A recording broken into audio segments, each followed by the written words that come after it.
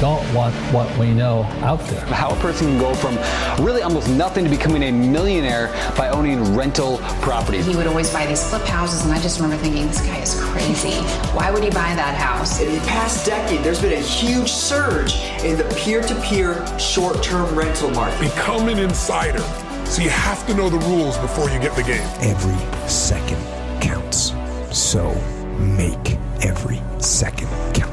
Welcome to the Real Estate Jam. Whether you're just beginning or the best of the best, we're glad you're here. We will share successes, failures, and strategies for the action-taking real estate investor. And now to your hosts, JD, Annabelle, and Melissa.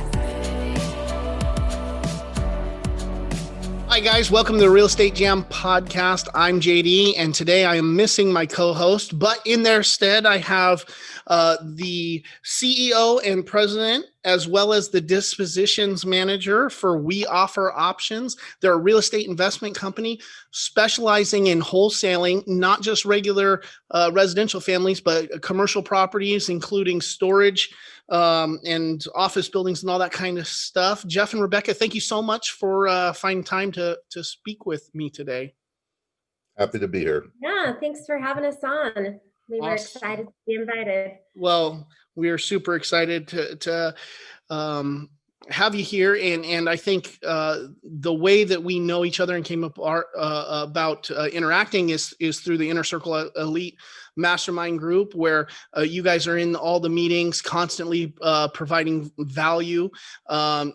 Jeff, I think you have the reins of the creative finance breakout session with that, you and Mike. And I'm hoping that you guys can tell me a little bit about who you are, what your business does, and kind of introduce yourself to our audience. Sure. Rebecca, why don't you go first? Tell them your story. Yeah, great. So I met Annabelle in Vegas at the Inner Circle Elite Mastermind meeting back in February. So I have been doing real estate full-time for about 6 years. And I did not have any prior knowledge of real estate before I started working with Jeff 6 years ago. And it just kind of fell upon me. I lost a job with corporate America. I went on a major medical leave, and they fired me the next day that I got back. And Jeff said, well, just come work with me and I'll teach you the ropes. So that's how I got started. And it was just Jeff and I for a couple of years, and then we now have a full team. So we have a transaction coordinator, a lead manager, a couple of acquisition guys, and some marketing people. So yeah. Jeff kind of helped you get into the whole business. Is that right? Yes. Awesome. Yes. And Jeff, what's your story? How did you get into it? Well, the first thing that you should know is that we do have another unique aspect to our business, and that is that Rebecca is my significant other. And so we have a personal and a business relationship, and all the things that go along with those. But I've been in real estate since I started my very first deal in 1999 and quit my job after purchasing an infomercial. I had been with my job for 9 years and decided my job became very political at that moment, and I just didn't want to be involved anymore, and quit with no savings and decided I was going to make real estate somehow work for me. And was not easy by any means, but I spent the next few years buying properties subject to the mortgage and lease optioning them out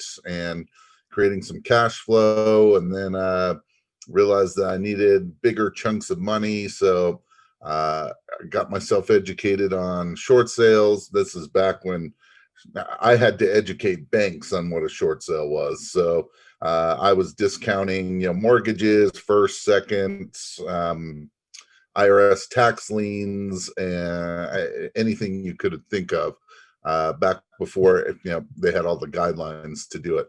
Right. I started getting into some education. I started the very first RIA here in Salt Lake City, Utah, back in 2001. built it from 2 of us to, several hundred. And we kept trying to find places to meet. We started meeting at a library, and then at a community center, and then we started running out of places. We were growing too large. I've done some education kinds of things where I teach. Back in 2004, I had a information marketing type business where I was selling information, wholesaling, rehabbing, owner finance kinds of stuff, pre-foreclosures, all of that. And then the crash of 2008 really hurt me. I was involved in all kinds of things. I owned a 58-unit subdivision, and I was in the middle of 7-8 high-end flips, and I own some other land, all the things that you do not want to own when the economy crashes. And over the next 3.5 years, I held on until I couldn't hold on anymore. Ended up losing everything. I ended up getting divorced. I lost my own personal residence, took all of my retirement money, everything I had made over the last 7+ years, and literally was broke, and was out of a job too, and no one would hire me. I have a college degree. I have a master's degree in social work. No one would give me a job. Finally got a job working for a company selling timeshare credits, and met me. That's actually where I met Rebecca, and both worked there about 2 months. She actually liked it. I really did not like it at all, and I basically stayed the 2 months of when they were paying me $12 an hour, and then I quit. Rebecca then got a job, and I still was kind of trying to figure out what to do, and decided, you know what, as bad as everything went for me in real estate, that's what I know. And I actually went back to some students, and they lent me some money to get back into real estate. And we started building a company, and that was back in about 2014. So we're now at a much different point. We wholesale all over the country. We do commercial. Certainly creative financing is still a niche of ours. And we have currently maybe 12 to 15 I'm just contracts right now. 10. And a number of commercial deals, and that we stay busy, that's for sure. Right. And all of it is done virtually. So we have our home offices, and all of our team does too, but all of our contracts and houses that we get under contract and everything that we do nationwide has all been virtually. And that's all I've ever known. I think and actually we started virtually back in 2014 before it was really popular. That by accident, really, but we're in Salt Lake City, Utah, and we started working in Idaho. Basically immediately. It was the first 3 deals that we did when we got back into business. So we've been doing virtual wholesaling for 6 years or so now.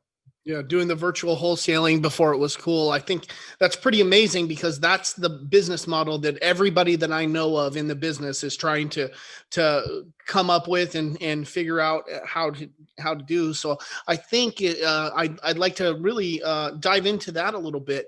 I think our listeners would get a lot of value out of that. You guys are having your home business or your home office, and then your team members, your different team members. I guess you're using VAs, or are you using what does your team look like? Let's start there. Yeah. Go ahead, Rebecca. So we have a couple of virtual assistants. One is our transaction coordinator's brother. He does our marketing. He lives in Turkey, And then Diana, she's our lead manager, and she lives in the Philippines. But Mohammed came to America from Iraq. He's an immigrant from Iraq. And when he came here, he didn't hardly speak English. And he came to Jeff and said, I want to be a real estate investor. And so he started out as an apprentice with us. And then he's now full-time with us and has been for 4 years. And so his wife also does help me with building the buyer's list and things like that. Mm-hmm. And then all three of our acquisition guys are, they all started out basically as apprentices as well. So they all have their home office. Right. And can we talk about the apprentice thing? I think that's one of the things that you talked about, building this apprenticeship program, because so many people are coming, hey, let me buy you coffee. Hey, let me buy you coffee. Can I pick your brain? Can I pick your, like, I have more coffee than I ever need. And I freely give all the information I have. But I want to know that I'm not giving it up for a waste. And so you guys created this really awesome program. Could you share a little bit about that? Yeah, go ahead, Jeff. So really our apprentice program is, it does a couple of things. One is that I just have a love to teach. I really enjoy it. Rebecca enjoys it too. And I love to get people motivated and inspired. And it's kind of our way of paying things forward. So we've started this, I mean, that's been going on basically from day one that we got back into real estate. And it's our way of, you know, we didn't want the normal information where you buy something for $3,000 and now you figure out what to go do.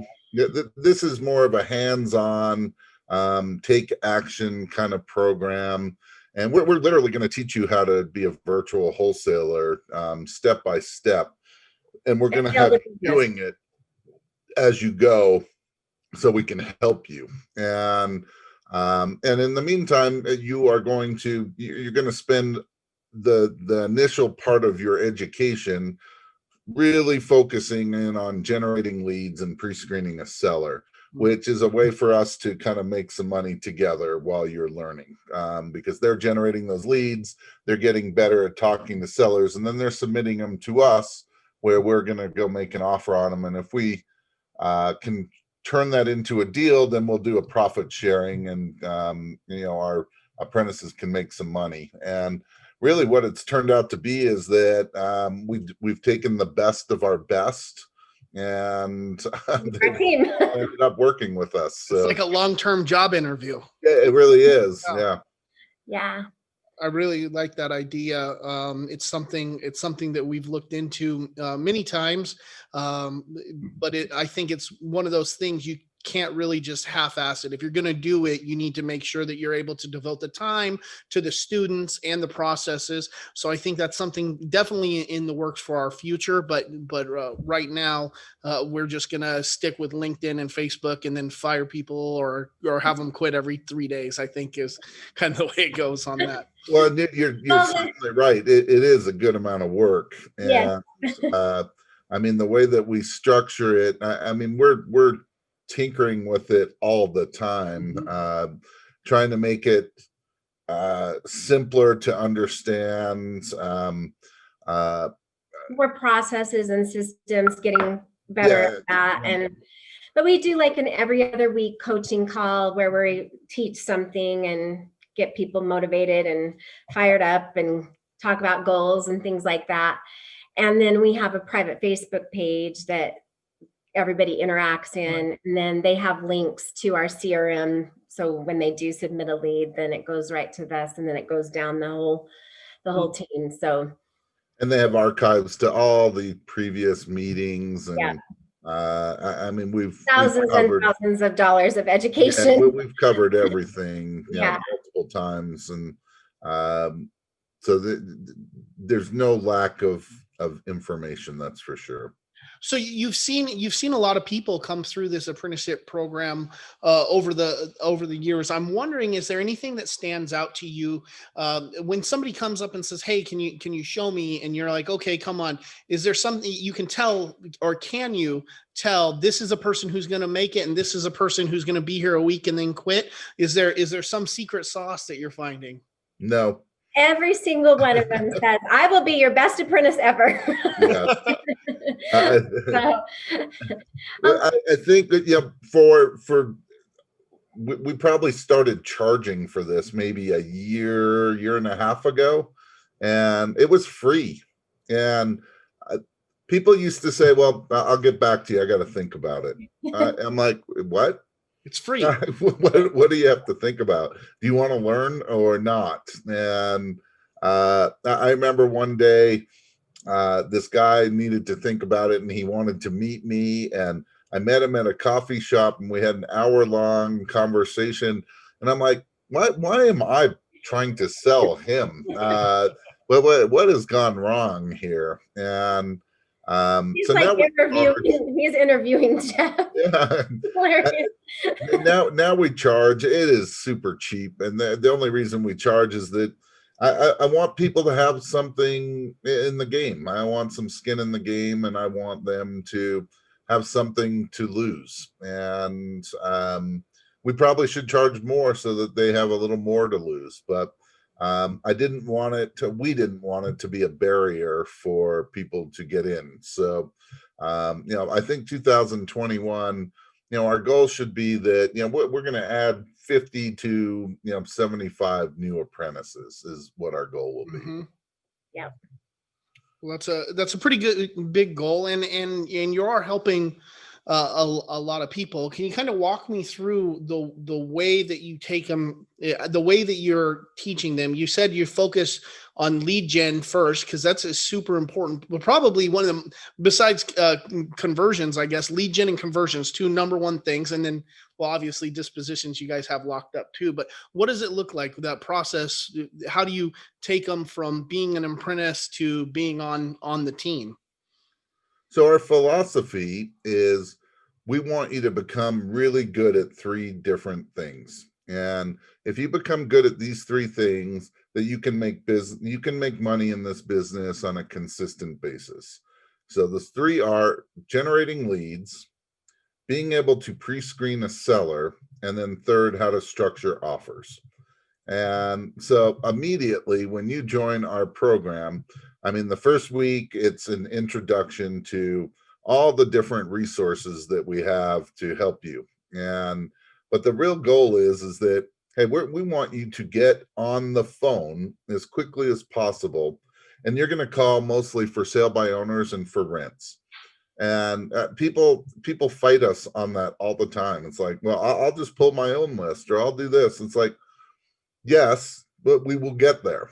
But the whole point of calling for sale by owners and for rents is that, hey, they're going to answer the phone and they're going to talk to you. Right. Not like hang up and say, go to hell, leave me alone. They're expecting your that's call. The goal. That's right. Yeah. So we want them to have conversations. Part of the training is to get good at overcoming objections, being able to dive deeper with the seller about the particular situation. So initially, I want you to develop being comfortable on the phone and learning these techniques before, now you're going to dive into, hey, leave me alone. I'm calling the police on you. Whatever, all the things that come up. And you'd be really surprised that very first homework assignment, which, and people say, well, how long does that last? And I tell them, I don't know. It's really up to you. And we have one apprentice, she's been with us probably a little over 2 years. She has generated more leads and more money than all of our apprentices combined. Wow. And she has a full-time job. Yeah. And the reason is that she goes and she does what we ask her to do. And second, we're waiting for people to have that aha moment. The way that I explain it is when you get on the phone initially, you're just happy to get through the script and get answers to as many questions as possible. Now that you become familiar with the script, now it should be more of a conversation, right? So you're having more of a, if the seller brings something up, you can go a little bit off topic and still, dive a little deeper. What I really want them to get to is to the point where they can actually listen to what the seller is saying and learn how to go deeper with the seller so we can uncover what's the situation. Apprentices ask me, it's like, well, the situation is they're behind on payments. Well, that's not necessarily the motivating situation. Right. The situation may have been that they lost their job because their significant other has cancer, and they've been spending the time with that person, and now they've fallen behind on payments, and it's so if you don't dig deep enough, you don't really get the true situation of what's going on. And based on what we do, which is we can create financing in situations, the more we understand about the situation and what the seller's needs and wants are, the better we can tailor a deal to them. It's one thing to know that a seller is open to taking payments for their equity. It's a whole nother where, hey, I'm willing to take $3,000 as a down payment, and I'm willing to carry this contract for the next 10 years. Mm-hmm. So what we try to do is help them get to that point, but they've got to have this aha moment where they finally say to themselves, hey, I'm starting to hear what the seller's saying. I get off the phone and it's like, rather than the seller was willing to talk to me, so it's a lead. It's, hey, the numbers could really work here. This is a good lead. This could be a deal. Right. And apprentices have a problem with that because everyone wants to go from A to Z in 10 minutes. Just teach me everything so by next week I could be doing this. And we tell them, it's like, look, I can teach you how to wholesale in probably 24 hours, 48 tops. And you could go do a couple of deals. People do it all the time. However, this has been the market that's been like the best market of all time, right? This market bails people out all the time. If you want to build a business, to be a good wholesaler, you have to be able to do this over and over again, consistently. And now you're building a business. That means you're understanding your budgets. You're understanding when to bring on someone and how to delegate, how to train them, how to know what's the right person at the right time. This is much more than, hey, I want to just wholesale a couple of deals. Yeah, get a contract and then sell a contract. It's way better than that. Or it can be. Apprentices have a hard time with that. And we tell them ahead of time, look, if that's what you want, go buy a course. Just go buy a course, learn everything, and go do it. We literally try to talk people out of doing our apprentice program because I just want people that will blindly follow directions. Because if you do, I can help you. We can help you. And when they don't, it makes it really difficult. Absolutely. So that was probably way more than you ever wanted to know about our apprentice program. No, it's not even close to everything I want to know about it, but I don't think we have time to completely, I need to join your apprenticeship program to really deep dive into that as much as I would like. You mentioned the creative finance piece in there, and I'm wondering, are you guys doing any creative disposition? Or you're only buying creatively? Do you ever sell creatively? Well, we always do. Mm-hmm. Rebecca always does. So sometimes when we're selling with terms, so creative financing, the terms are worth more than the property. It can really make up for issues with the property, the better the terms are. So I remember we had a property a few years ago that it was probably overpriced. It was certainly dated. And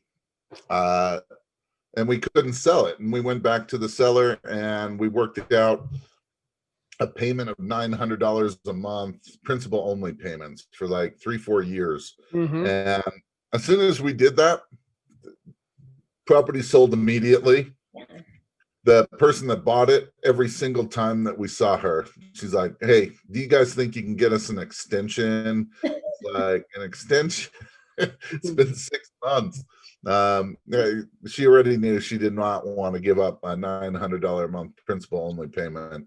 Right. This thing was for like 1700 a month, and she put a little work into it, and now it was a total. Yeah, it was a big house. Yeah, but we just sold.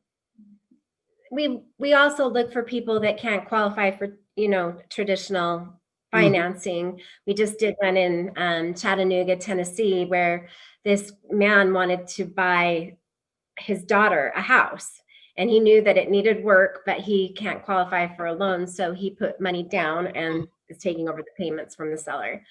So we do a lot of that. Yeah, So we wholesale terms all the time. We're trying to wholesale our first on terms right now. Actually, our acquisitions girl's out getting photos of the property so that we can list it. We acquired it on terms, and now we're trying to wholesale. Are you going to stay in the middle, or are you just going to be done with it? I think we are. That's a good question. I don't know yet. I don't know yet. I think we would prefer to be done with it. But if that is not an option, then we'll stay in the middle. If we can't get the spread big enough, then we'll stay in the middle. Yeah, if you can create that good passive income each month, and then you have some equity on the back end, then it's most likely worthwhile staying in the middle. And we have certain parameters that will do that. And I'm probably pickier than many. I'm not staying in the middle for $200. It's more effort, time and effort than it's worth. And I just assume we are a little bit different because we treat our buyers really well. We want our buyers to succeed, and there are times where we'll give our buyers a deal just to make sure that they do succeed, and because we want them coming back to us, right? So long-term versus the short-term. That's right. That's amazing. That's something that we struggle with, because my initial thought is, well, we need to get the most for each property, and we need to get rid of it as fast as we can, and we just need to rinse and repeat this process. And my business partner, Melissa, she is constantly reminding me that we're not in this for today and tomorrow. We're in this for long term. 10 years down, we still have the same buyers list, and it's getting bigger every time, and we're creating these relationships in this business, as opposed to just a transactional wham bam and we're done kind of thing. Right. Yeah, normally we don't bid up our properties. We're more first come, first serve, and we want speed. Speed is important to us. And so speed may get you a deal, even though someone else may even be paying a little bit more, because it's the whole velocity of capital, right? That the more that you can move capital in, back out, the more money that you can make. Yeah. Well, there's been a ton of information that we've gone over today. Is there anything else that you guys would like to share with my audience? Anything that everybody should know about you, or is there one piece of advice that you would give somebody just starting out looking to get into this business maybe? One of the things that I think is really underrated, especially as a wholesaler, is the doing networking, and which is certainly more difficult during COVID, but we've managed to do it. We run we have meetups, and we do a wholesale meetup that's done virtually, and we did it last Thursday night, and I believe we had 40 plus people on.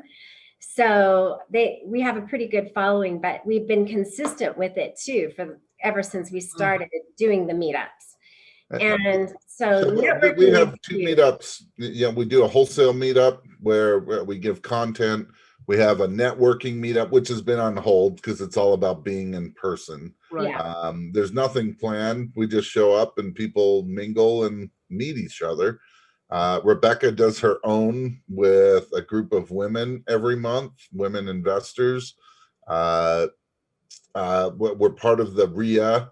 We're part of masterminds with you. And all of this networking is very important. I can tell you, as we've started to move nationwide, it's really interesting. It's like, we always have someone that we can reach out to that is, in a market that we're not familiar with for some help if need be. And that networking aspect, I think, is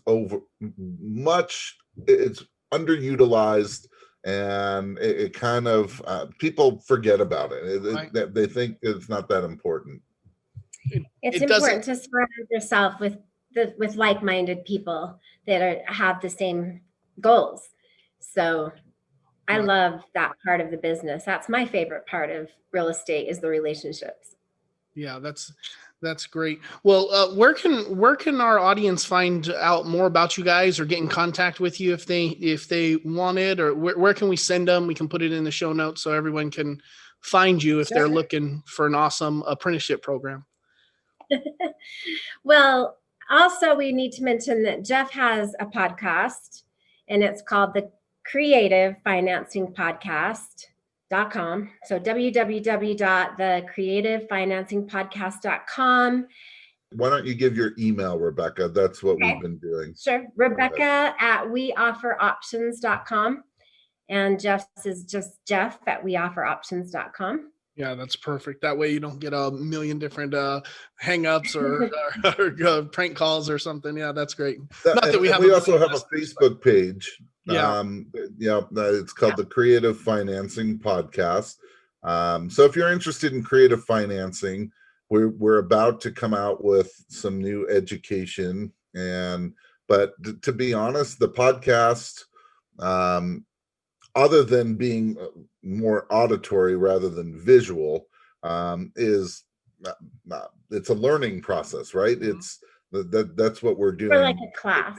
Yeah, the whole podcast is about another investor's journey and learning how to use creative financing in his business. So we do a lot of breaking down deal structuring and rules and different strategies and that kind of thing. And so get into our Facebook page. We're happy to answer questions on deals with that. And hopefully in the next 2 weeks, we'll launch our first creative financing education. It's called the Creative Financing Academy.com. So that's coming soon. Awesome. I look forward to seeing that as well. I think creative financing opens the door to so many more options in this business that people should really pay attention to that and learn all they can about it, because it changes every time, and you can make bad deals into good deals through terms. So that's right. And you can help a lot of people. Well, I think we're going to see more of the opportunity to help people in the future.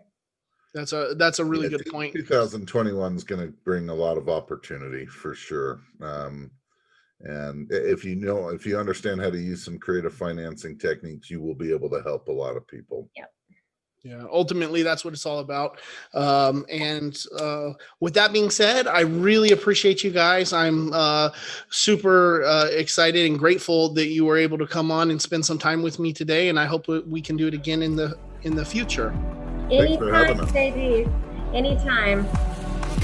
Thank you for listening to the Real Estate Jam. Thank you. Thank you. Thank you. Thank you. Thank you for all you do. We hope you enjoyed today's episode. For more information and updates, check out our website, shorefrontrestorations.com, or find us on Instagram, Facebook, and LinkedIn at Shorefront Restorations. If you have any questions, feel free to drop us an email at info@shorefrontrestorations.com. See you next episode.